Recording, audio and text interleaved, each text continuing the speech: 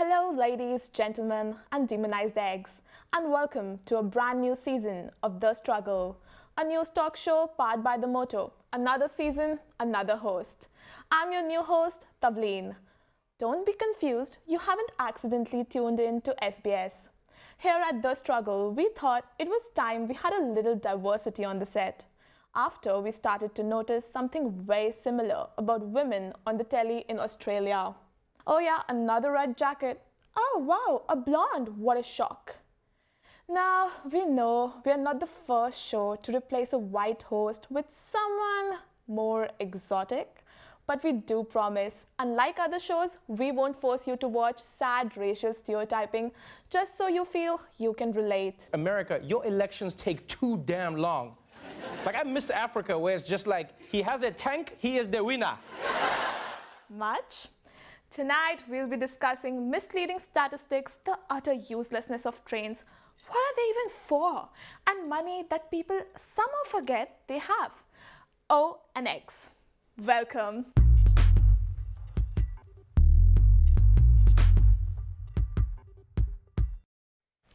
Like many Melbournians, I rely on public transport to get me to and from all my important commitments. So I'm absolutely thrilled to hear that the Victorian Government and Public Transport Victoria have announced intermittent shutdowns from the 1st to the 23rd of April for all Cranbourne, Pakenham, Frankston, Sandringham. Basically, we're all fucked. According to Premier Daniel Andrews, this construction blitz is shaping up to be the biggest rail disruptions we have seen. How convenient they take place after an election. Public Transport Victoria is advising passengers to allow up to an hour extra travel time on their commute. But with P2V's current track record, we recommend you follow the advice of this tweet. If you're an AFL fan, I regret to announce that Richmond Station will also be falling victim to the closures, with the station set to be out of action on some game days. Luckily for you, the free tram zone will be extended to the MCG to compensate. As for all you average folk just trying to get about your daily business, things like work, university, and crucial life-saving dialysis, you're just going to have to deal with it. The disruptions mark the beginning of construction of the South Yarra entrance to the $11 billion metro tunnel. Daniel Andrews apologized for the inconvenience, but maintains the closures and interrupted services are essential to the project. I guess you could say it's short-term train pain for long-term train gain. The delays coincide with last week's introduction of digital Mikeys for commuters with Android smartphones, who can now touch on and off without using a physical card. But honestly, who the fuck uses an Android? According to Public Transport Minister Melissa Hone, this new system will only effectively benefit about 33% of people. The Victorian government has not yet reached a deal with Apple to benefit, most of us.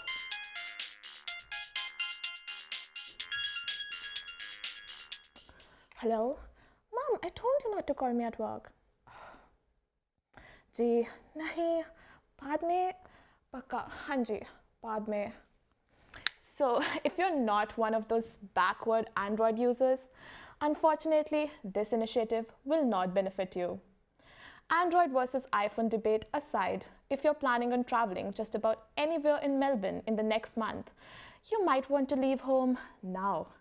To help prepare you for the public transport shitstorm that will be April, we now cross to Emily for I'm a Millennial, Get Me Out of Here. Hi, welcome back to I'm a Millennial, Get Me Out of Here. Tonight we are going to be guiding you through the hectic and wild wilderness that is the train delays. With buses replacing trains, who knows how long your commute is going to take? That's why you need our survival guide to get you through. For me, water and food are the first key things I need for survival. If you get hangry like myself, it's important to start meal prepping now. As for fluids, desperate times call for desperate measures. It may seem disgusting, but your own urine is safe to drink.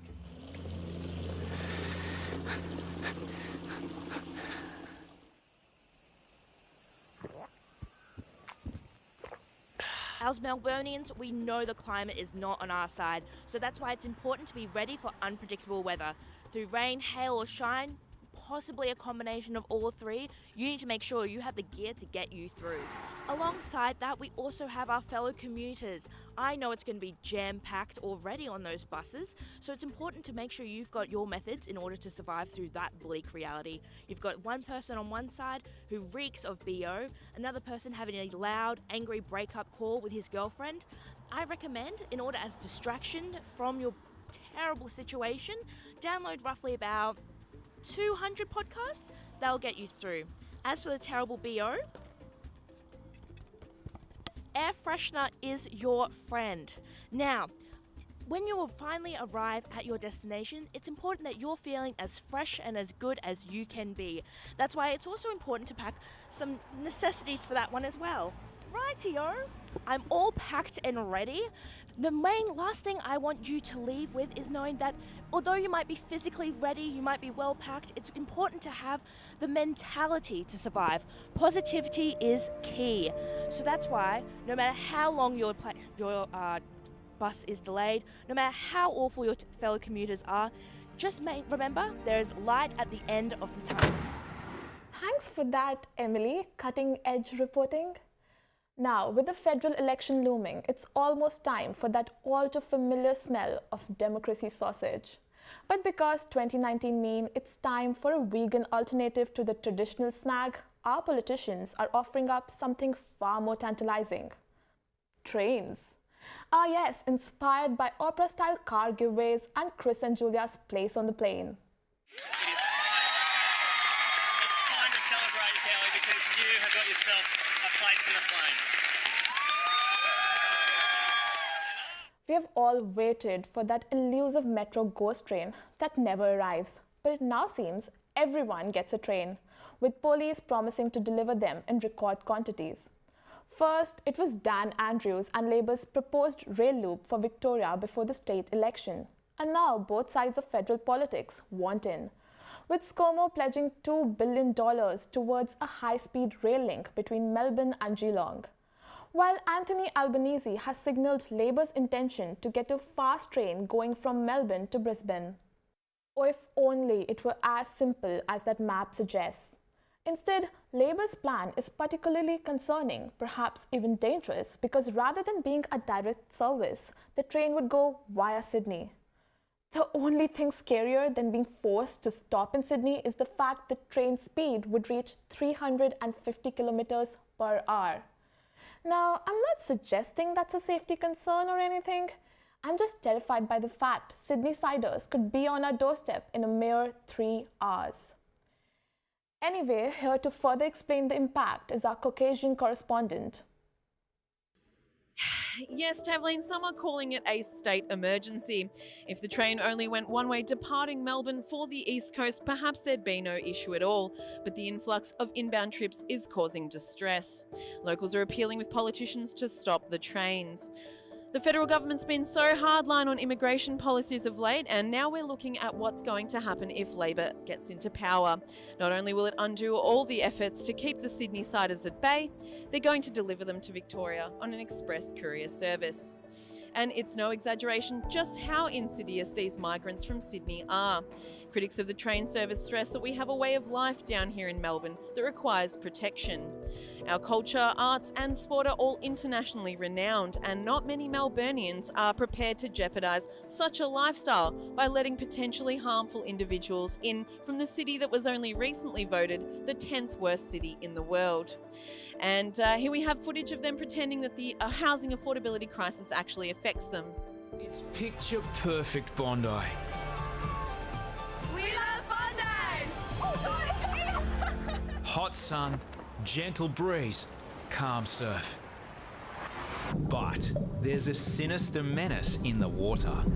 And that sinister menace isn't any type of stinging animal. It's the threat of a completely foreign language comprised of words like swimmers, cozies and togs.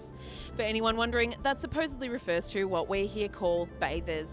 Melburnians are refusing to let beloved terms like our treasured potato cake be threatened by whatever weird fusion a potato scallop is. And Tavleen, while I'd normally ward these culture-sucking vampires off with garlic, these bandits aren't going anywhere till they've infected each and every one of us with their satanic slang and weird rancid routines. This is a matter of city pride and identity. Melburnians risk losing everything they know as their own if politicians succumb to the aptly coined Harbour Town hooligans. Melbourne is choosing together to stand together to stop the trains. Thank you, Tavleen.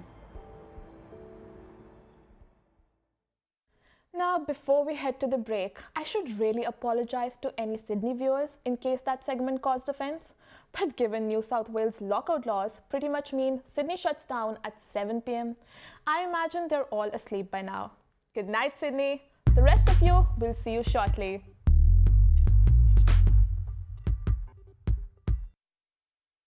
Welcome back. Unless you live a sheltered existence, you have all heard about 17-year-old Will Connolly making an omelette on the head of Senator Fraser Anning. When people are getting attacked in their own... From zero to hero in one crack. His memes, his street art, and all over the world, people are getting excited about Egg Boy's growing legacy. I'm warning you, Matilda never had to put up with this shit.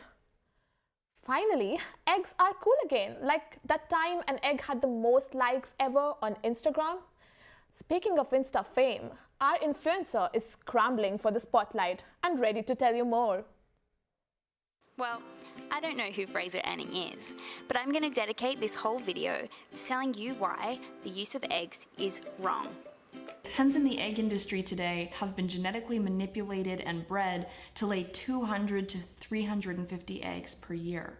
Whereas naturally, in the wild, hens that have not been genetically manipulated will only lay about 12 to 13 eggs per year. Don't worry, I'm not saying that you can't be the next Egg Boy, just that there are some great vegan alternatives. For example, take Heart.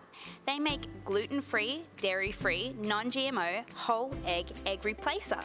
Wait, no egg replacer. Yeah, there's no eggs. It's vegan. So I found someone who has a lot of feelings and will definitely want to talk about how vegan they are, and that's a real-life vegan. Here we go. How did you feel about the egging of Fraser Anning? How did you feel when you saw that footage? I think that it was a really courageous act. The said Egg Boy did really well. However, I feel quite disappointed with his use of tool. I think that we need to acknowledge the effort that it takes for a hen to produce an egg. 6.5 hours later. So Ange, if you were going to be like Egg Boy, what would be your weapon of choice? Maybe, as I said, a zucchini or tomato. I think that would have been, like the splattering of that would have been really effective on camera from different angles, and it would have hurt more, yeah. Ooh, I like it. Tomato Boy. Tomato Boy. Doesn't have the same ring to it though. It doesn't, but it sounds messy. It does sound messy. It does sound messy. All right, finally, this might be one you're not expecting. I'm sure you don't get asked this question very often, but as a vegan, where do you get your protein? I myself get my protein from lentils, leafy greens. They're great. A good mushroom steak is always my favourite, but I think what people assume vegans eat is probably not what we actually eat. I think that people think that we're usually healthy when we're not. But when you're vegan, it's really important to include protein like that in your diet. Yeah. Okay, thank you so much for being here again. I'd just like to say, Will Connolly acknowledged that this whole ordeal is bringing people together. Just like me and Ange. Vegan, transitioning vegan. Thanks, guys.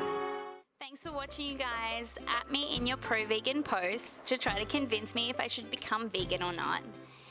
Here's my Insta handle. It's @struggle_influencer. If you love the struggle, let me know in the comments below. Don't forget the hashtag eggs are not weapons. Amen, sister. Now to the economy, wherein what appears to be really great news, the national unemployment rate has plummeted to its lowest point in 8 years. Okay, If we look at the actual figures, maybe a decrease from 5 to 4.9% isn't exactly a drastic drop, but surely that's still better than nothing, right? Well, not exactly, because while the unemployment rate may have dipped, this wasn't primarily due to more people getting jobs. It was instead thanks to the fact less people were actually looking for work. And who can blame them, really? I mean, is there any other way to spend summer than sipping on a Corona and binging Love, Death and Roberts? Not to mention, the government is conveniently counting people working for less than minimum wage in the gig economy as employed, but refuse to regulate it like a real job. Convenient. Anyway, so while these stats seem to suggest one thing, in actual fact, they represent the exact opposite. And that's not the first time we have seen such a contradiction in politics. No, I don't believe. No, absolutely not. And for Bill Shorten to even suggest that, I think it shows a fundamental lack I'm actually quoting economics. I'm quoting Matthias Cormann, the finance minister here, Minister, your colleague. He says that wages flexibility is quite a deliberate feature of our economic architecture. But he's absolutely right. But hey, mathematicians swear by the fact that stats don't lie. So maybe we should just blindly follow the figures, even if we don't know what they really mean. Like the Bill Shorten approach. I understand that the Prime Minister's addressed this in a press conference in Turkey in the last few hours. I haven't seen what she said, but let me say I support what it is that she said. Hang on, you haven't seen what she said? But I support what my Prime Minister said, so... Well, what's your view? Well, my view is what the Prime Minister's view is. Imagine if all workplaces had unconditional obedience like that. I mean, if that were the case here at The Struggle, then we wouldn't have to take this break while I go fetch my own coffee that I requested 20 minutes ago. See you in a tick.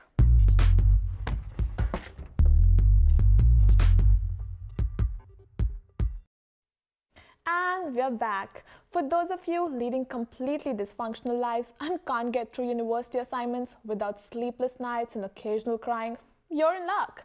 The Melbourne Comedy Festival is here, and yes, that means yet another opportunity to procrastinate. With gigs designed to give you belly laughs aplenty already underway. It seems an irony has come to light. If you're suffering from anxiety, stand-up comedy is apparently the career for you. It turns out being on stage is what some comedians fear the most.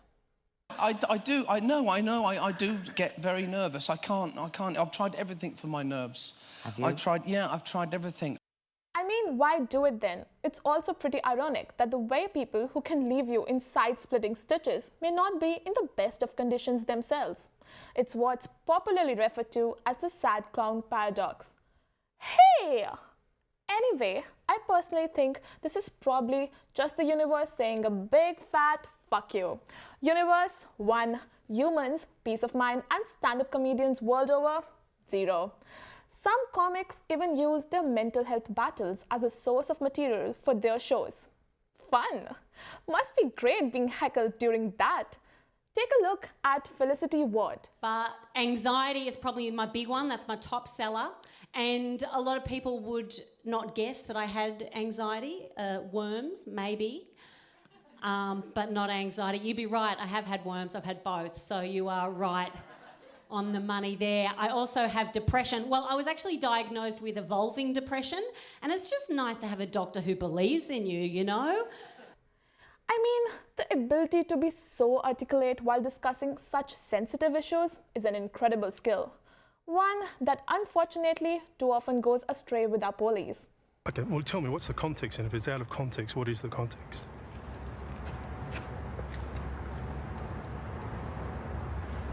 You're not saying anything, Tony. Oh, it never gets old. But seriously, using comedy as a vehicle to discuss something as serious as mental health is not new. But is it becoming more prevalent? To find out why exactly comedians do this, we sent our over-caring human resource manager correspondent, Denise, to the Melbourne Comedy Festival. At the festival, Denise spoke to comic Jay Cameron. So I'm here at the Melbourne Comedy Festival, though to be honest, I'm not exactly sure what I'm doing here. I was helping Tavleen do some deep breathing exercises because, you know, she gets a bit nervous when she needs to go on camera, and I was going to give her a nice shoulder rub afterwards, but then all of a sudden the hosts were like, Denise, get out of the studio, go do the story. So I'm not exactly sure what I'm doing here, but look, I'm at the Melbourne Comedy Festival and let's find somebody to talk to. You there, what's your name? Oh, hi, I'm Jai. Are you doing a show for the Melbourne Comedy Festival? Oh, I actually am. I'm doing a show called Is It Just Me? Ah, that's really convenient. I'm Denise. I'm the human resource manager for the struggle. You know, I'm usually better in studio, but they've sent me on the field today. So, anyway, what's your show about? My show's called Is It Just Me? And it's about whether drama follows me or whether it follows everyone else. So the audience get to vote at the end of the show whether it's just me or whether drama happens to everybody, perhaps. Yeah. It sounds like some real trauma behind this show. I have had to go through a lot in creating it, but all the drama has followed me. So talk about my blue balls. When I first met my fiancée, it was very painful. And I talk about public transport, I talk about road rage and how a truck driver nearly killed me on the road and threw a coffee cup at my windscreen. And do you find that doing these shows is really, it's really comforting for you? Like it'll help ease the trauma? I hope so. I mean, it'll go one of two ways. It'll either make it more traumatic or more therapeutic. Are you okay right now? Okay, we can stop this right now. You know, we can go have a chat about it. Oh, if we need to. I think I'm okay. Think you're all right? Yeah. I mean, look, before we head back, where can we find this ridiculous and strangely depressing show? Yeah, it's strangely weird and depressing, but Event Finder or the Melbourne Comedy Festival website, Is It Just Me? 7 shows only, Monday the 15th of April to Sunday the 21st. 7 performances, book now, Thursday show sold out. Thank you very much, Shai, for this lovely chat. Please, I mean, you know, if you need any help, just let me know. I will. You can just ring the studio and just ask for Denise. I'll be there. All right. And Perfect. back to you. Thank you, Denise, for that very insightful interview. Something to finally get you out of the office, and I couldn't be more glad for it.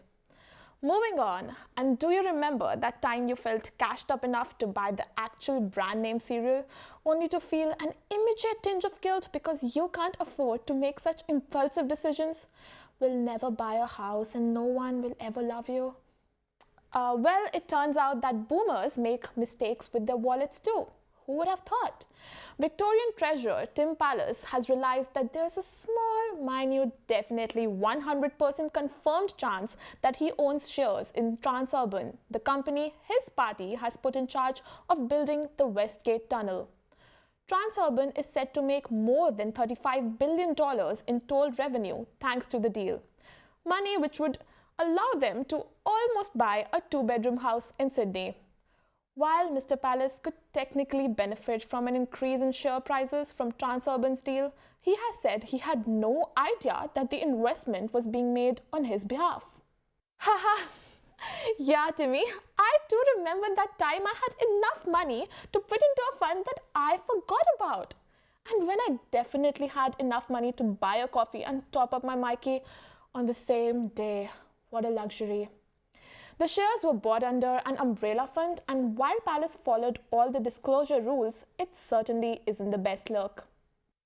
In a shocking twist, it turns out that baby boomer politicians are so financially comfortable, they can set up a fund, forget about it for 8 years, and not worry about checking whether it may be something of interest. To explain to us just what financial stability actually is, we go live to our boomer correspondent, Ian Silverspoon, outside Parliament House. Hi, Tavleen. So, Ian, what has the Treasurer done to get himself in hot water? Yes, well, it might be difficult for you to understand, but it's pretty simple, really. To get money, you have to buy money. And it's even better if you have money you didn't even remember you had. So, Treasurer Pallas might have been a little bit confused with which company he had personal shares in and which company his government was getting to build an entire tunnel. But at the end of the day, it's an easy mistake to make. You know, it's just like when I come home after a long day's work and realise I forgot to pick up Mary's Friday bottle of Grange. It's not ideal and it's certainly not a good look, but you got to say at some point, hey, Dal, I'm sorry. Let's just open that horrible bottle of Cab Sav instead, curl up in front of the TV and watch some Midsummer Murders. Right. How exactly do you accidentally buy shares? Yeah, Tavleen, I can understand why some of your millennial viewers might have a hard time understanding exactly what this kind of scheme is. Basically, Mr. Palace's funds are in what's called a set and forget portfolio. Basically, it was set up in 2011, back before he was even treasurer. And Transurban wasn't even part of the portfolio when it was set up. See, in a set and forget portfolio, you put funds in. Well, not you, of course, somebody with money. We put funds in. And then it slowly buys different shares in Australian companies, depending on how their stocks are looking. Sorry, you might not be understanding. See, us with disposable income, we sometimes buy things called shares. Yeah, sorry, a disposable income is actually what you guys spend on avocado and the Netflix when you should be saving it. Yeah, it's what's left over after you've paid rent. Sorry, no, rent is something you pay when you don't live with your parents.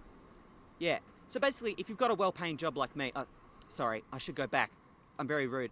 A job is, it's like an unpaid internship, except you're not getting rorted by a PR guru named Jared. Sorry, what? Yeah. Anyway, Mr. Palace set this back up in 2011.